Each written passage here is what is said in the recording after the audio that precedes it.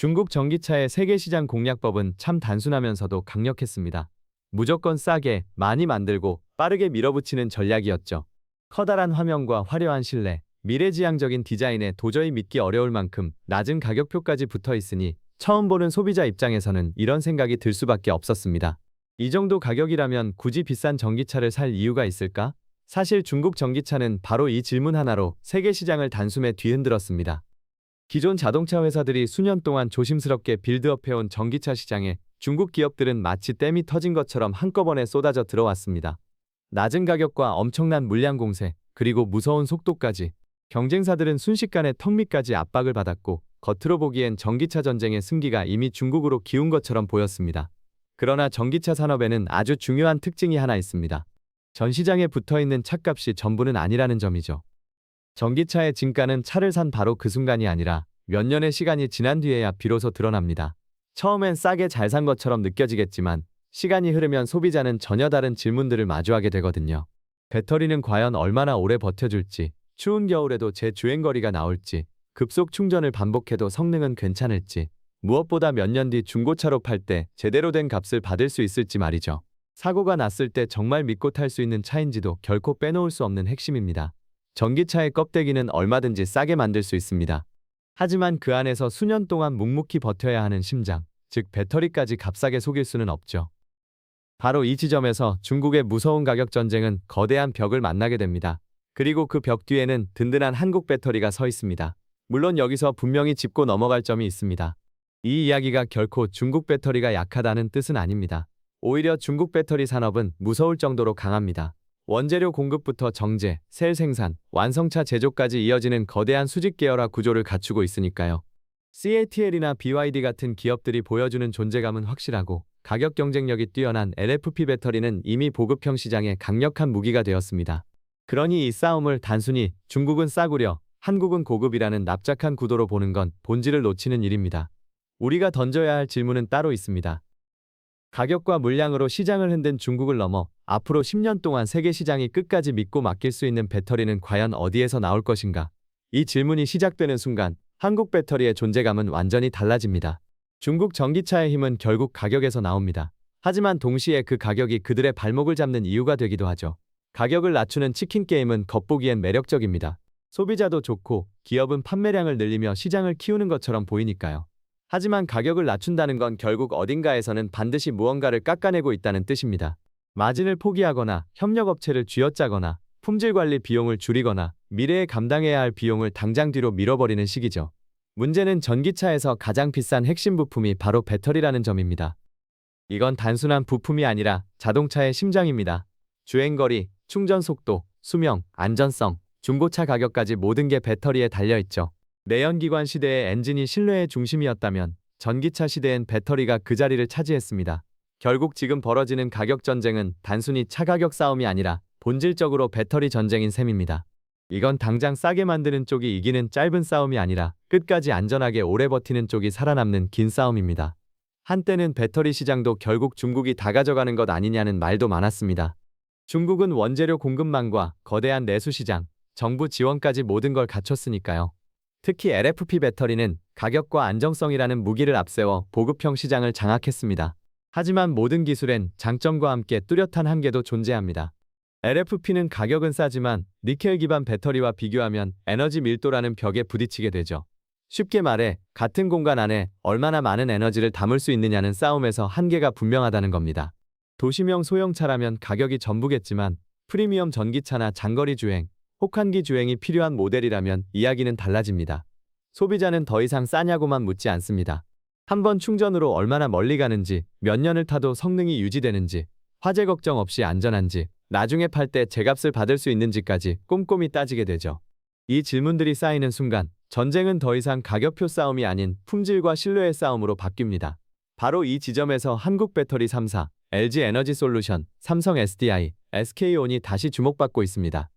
이들은 단순히 무조건 싸게를 외치며 밀어붙인 기업들이 아닙니다. 오랜 시간 글로벌 완성차 기업들과 보폭을 맞추며 품질과 안전성, 그리고 공급망에 대한 신뢰를 쌓아온 기업들이죠. 이 차이는 생각보다 훨씬 큽니다. 배터리는 공장만 크게 짓는다고 끝나는 산업이 아닙니다. 완성차 업체의 까다로운 기준을 통과하고 수년 동안 도로 위에서 데이터를 쌓으며 문제가 생겼을 때 함께 책임질 수 있는 시스템이 있어야 하죠. 당장 싸게 사서 원가를 낮추는 것도 좋지만 싼 배터리 때문에 대형 리콜이나 화재 논란이 터지면 그 손실은 단가 몇 푼 아낀 것과는 비교도 안 될 만큼 치명적입니다. 브랜드 전체에 신뢰가 걸린 문제니까요. 그래서 글로벌 완성차 업체들은 냉정하게 질문합니다. 이 회사가 앞으로 10년 넘게 안정적으로 버텨줄 수 있는가? 수많은 배터리를 한결같은 품질로 관리할 수 있는가? 까다로워지는 글로벌 규제를 통과할 수 있는가? 이 질문에 답할 수 있어야 진짜 배터리 회사로 인정받습니다. 한국 기업들은 바로 그 강점을 오랫동안 묵묵히 다져왔습니다. 지금 전기차 시장은 답답한 구간을 지나고 있습니다. 전기차가 내연기관을 곧바로 대체할 것처럼 보였지만 실제 소비자는 훨씬 냉정했습니다. 충전 환경부터 겨울철 주행거리, 중고차 가격, 보조금 문제까지 따져볼 게 너무 많아졌으니까요. 이게 바로 전기차 캐즘입니다. 초기 구매자들은 새로운 기술에 관대했지만 대중시장은 다릅니다. 정말 편한지, 정말 오래가는지, 정말 안전한지, 몇 년 뒤에도 제값을 받을 수 있는지 이런 현실적인 질문들이 쏟아지면서 시장의 속도가 한번 꺾인 겁니다. 이 충격은 배터리 업계에도 고스란히 전달되었습니다. 하지만 시장이 흔들릴 때 단순히 물량만 밀어내던 기업과 미래를 위해 버틸 준비를 해온 기업의 실력 차이가 극명하게 갈리게 됩니다. 이 흐름 속에서 LG 에너지 솔루션의 행보는 상징적입니다. GM과의 합작은 물론 현대차 그룹과의 북미 협력, 테슬라와의 ESS 계약까지 글로벌 기업들과 폭넓게 연결되어 있죠. 물론 전기차 수요 둔화로 인한 실적 부담은 피할 수 없는 과제입니다. 하지만 지금은 그 어려움을 어떻게 돌파하느냐가 더 중요합니다. 중요한 건 한국 배터리 기업들이 주저앉아 있지 않다는 겁니다. 전기차 시장이 숨을 고르는 사이 다음 무대인 ESS, 에너지 저장 장치 시장으로 빠르게 시선을 돌리고 있습니다. 이제 배터리는 전기차 안에만 머물지 않습니다. AI 데이터 센터, 국가 전력망, 재생에너지 시설까지 전기를 저장해야 하는 곳이라면 어디든 배터리가 필요하니까요. AI 데이터 센터가 엄청난 전기를 잡아먹고 날씨에 따라 발전량이 출렁이는 재생에너지가 늘어날수록 전력망의 불안정성은 커집니다. 그 출렁이는 전기를 붙잡아주는 게 바로 배터리입니다. 전기차가 도로 위를 달리는 배터리라면 ESS는 도시와 공장을 떠받치는 거대한 배터리죠.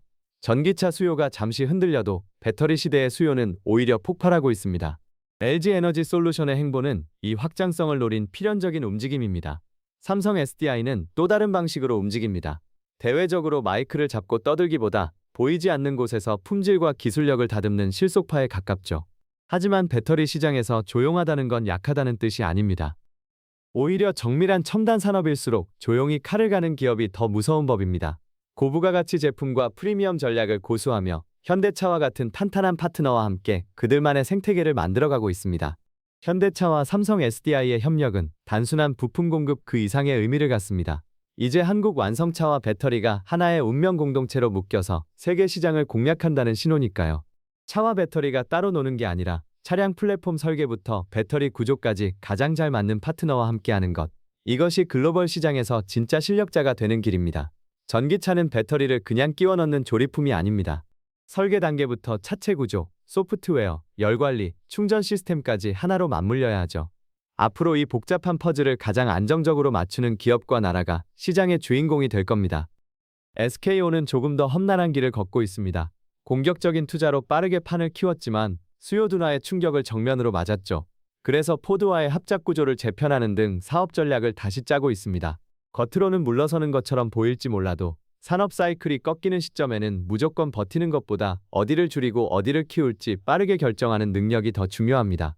공장 하나에 조 단위 자금이 들어가는 이 무서운 산업에서 초반에 빨리 달렸다고 끝까지 이기는 건 아닙니다. 숨이 차면 페이스를 조절하고 길이 바뀌면 신발도 바꿔 신어야 하죠. SK온이 LFP와 ESS로 방향을 넓히며 체질 개선에 나선 이유도 바로 여기에 있습니다. 무리하게 손실을 키우기보다 생존을 위한 단단한 체질을 만드는 과정인 셈입니다. 한국 기업들이 LFP 시장을 피하지 않는다는 건 고무적입니다.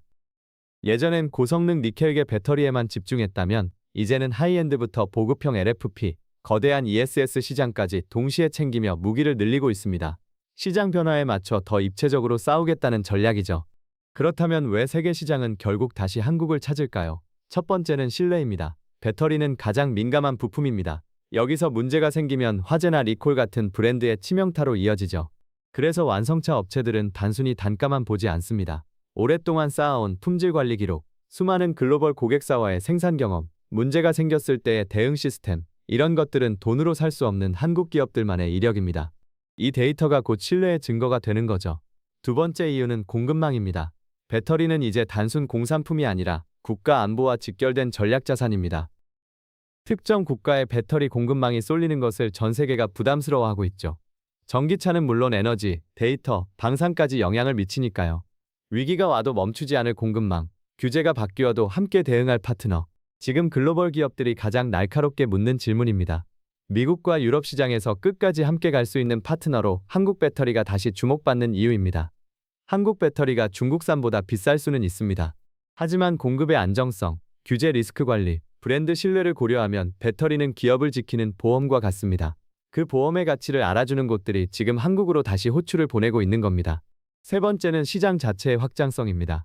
자동차를 넘어 데이터 센터, 태양광, 풍력 등 전기를 저장해야 하는 곳은 갈수록 많아지고 있습니다. 전기차 수요가 잠시 흔들려도 배터리라는 산업의 전체 파이는 훨씬 더 커지고 있는 중입니다. 자동차 밑바닥에 깔려있던 배터리가 이제는 국가 에너지 시스템의 핵심으로 올라섰습니다. 이 새로운 전장에서는 단순히 싼 배터리가 아니라 안전하고 안정적으로 버티는 배터리가 승리합니다. 중국 전기차의 성장은 분명 놀라웠습니다. 하지만 성숙기로 접어들수록 싸게 많이라는 능력만으로는 부족해집니다. 처음엔 파격적인 가격과 화려한 디스플레이가 지갑을 열게 하지만 3년, 5년이 지나면 평가는 완전히 달라집니다. 배터리 상태는 어떤지, 주행거리는 얼마나 줄었는지, 중고차 가격은 방어되는지. 이때부터 전기차는 감성적인 신상품이 아니라 차갑고 냉정한 숫자로 평가받는 기계가 됩니다. 그 숫자의 중심에는 언제나 배터리가 있죠. 화려한 포장지가 벗겨지고 차바닥 아래 숨어있던 배터리가 평가대 위에 오릅니다. 그동안 제조사가 얼마나 투명하게 데이터를 공개하고 책임있게 대응했는지 그 과정에서 진짜 가치가 결정됩니다. 전기차 전쟁의 마지막 승부처가 배터리인 이유, 그리고 그 핵심이 신뢰인 이유입니다. 물론 한국 배터리 기업들도 힘든 구간을 지나고 있습니다. 실적 부담과 북미 공장 운영 조정 등 숙제가 산더미죠. 하지만 산업의 진정한 강자는 시장이 좋을 때가 아니라 이렇게 흔들릴 때 드러납니다. 수요가 넘칠 땐 누구나 미래를 말하지만 재고가 쌓이고 가격 경쟁이 심해지는 순간에도 버티는 기업만이 다음 사이클을 차지할 수 있습니다. 한국 배터리 3사는 지금 시험대 위에 있습니다. 분명 위기지만 동시에 판이 바뀌는 기회이기도 합니다. 시장은 냉혹하지만 그만큼 실력 있는 기업에겐 더 큰 보상을 약속하니까요. 앞으로 시장은 초저가 보급형 시장과 고성능 프리미엄 시장으로 명확히 갈릴 겁니다. 초저가 시장은 중국의 영토일지 모르지만 장거리 전기차, 고성능 모델, 그리고 ESS와 데이터 센터가 포함된 하이엔드 시장은 완전히 다른 게임입니다. 이 영역에서는 1달러 싼 것보다 품질과 데이터, 안정적인 공급망이 훨씬 중요합니다. 한국 배터리는 이제 가격 싸움에서 벗어나 질문을 바꿔야 합니다. 얼마나 싸게 만드는지가 아니라 얼마나 오래 믿고 탈 수 있는지를 증명하는 것. 그게 한국 배터리의 가장 강력한 무기가 될 겁니다. 소비자는 배터리 셀의 품질을 직접 확인할 수 없습니다. 열 관리 시스템이 완벽한지, 공장 품질 검사가 깐깐했는지 알 길도 없죠. 결국 소비자는 브랜드를 믿고 차를 삽니다. 완성차 업체의 이름을 믿고 그 안에 들어간 배터리 회사를 믿는 것이죠. 반대로 큰 사고나 결함으로 그 믿음이 깨지는 순간 시장 전체의 신뢰도 함께 무너집니다. 한국 기업들이 가진 힘은 바로 그 오랜 시간 축적해온 신뢰입니다. 부족한 가격 파괴력은 있을지 몰라도 대체 불가능한 안정감과 이력을 갖추고 있죠. 중국 전기차의 가격은 강력했지만 무리한 가격 인하는 언젠가 수익성 악화와 재고 부담으로 되돌아옵니다. 지나친 출혈 경쟁은 결국 산업 전체의 체력을 갉아먹을 뿐입니다. 낮은 가격이 영원한 무기가 될 수 없는 이유죠. 반면 배터리의 신뢰는 수년간 전 세계 도로 위에서 실제로 검증하며 쌓아온 데이터의 결과물입니다. 추위와 더위, 반복되는 충전 속에서도 안정성을 입증해야만 시장은 비로소 그들을 믿습니다. 전기차 시장의 1차 전쟁은 누가 더 많이 팔 수 있느냐는 가격 싸움이었습니다. 하지만 2차 전쟁은 다릅니다. 품질을 지키고 안전을 데이터로 증명하며 자동차를 넘어 에너지 산업 전체로 확장할 수 있는 기업만이 살아남는 무대입니다. 한국 배터리 기업들은 지금 가장 어려운 터널을 지나고 있지만 동시에 산업의 역사가 다시 쓰이는 변곡점에 서 있습니다. 전기차 수요가 좀 흔들린다고 배터리 산업이 끝나는 게 아닙니다. 오히려 자동차를 넘어 전력망으로 개인의 차고에서 데이터 센터로 배터리의 영역은 상상 이상으로 넓어지고 있으니까요. 전기차의 거품이 걷히고 현실의 시간이 시작되면서 시장은 더 이상 누가 제일 싼가를 묻지 않습니다. 누가 가장 오래 버티는가? 누가 가장 안전한가? 누가 10년 뒤에도 든든한 파트너인가? 이 질문들이 커질수록 전기차 전쟁의 무게중심은 다시 한국 배터리로 옮겨옵니다. 중국 전기차가 세계를 흔든 첫 번째 무기는 가격이었습니다. 하지만 앞으로 세계 시장이 끝까지 붙잡게 될 마지막 기준은 신뢰가 될 것입니다. 처음엔 싼 가격이 사람들을 움직이지만 시간이 지나면 결국 오래가는 품질이 마음을 붙잡습니다. 전기차의 시대는 아직 끝나지 않았습니다. 아니, 이제부터가 진짜 싸움입니다. 그 싸움의 중심엔 화려한 디스플레이도 파격적인 가격표도 없습니다. 차체 바닥 아래 조용히 숨어있는 배터리, 그 보이지 않는 심장을 누가 더 안전하고 믿음직하게 만들 수 있느냐의 싸움. 싼 차를 만들 것인가, 아니면 끝까지 믿고 탈 수 있는 차를 만들 것인가. 바로 그 질문 앞에서 한국 배터리의 진짜 시간이 시작되고 있습니다. 세상은 매일 변합니다. 여러분의 눈과 귀가 되어 세상의 경제 흐름을 더 쉽고 흥미롭게 전하겠습니다. 구독과 알림 설정을 해두시면 새 영상도 바로 만나보실 수 있습니다. 오늘도 끝까지 함께 해주셔서 감사합니다. 다음 영상에서 또 뵐게요.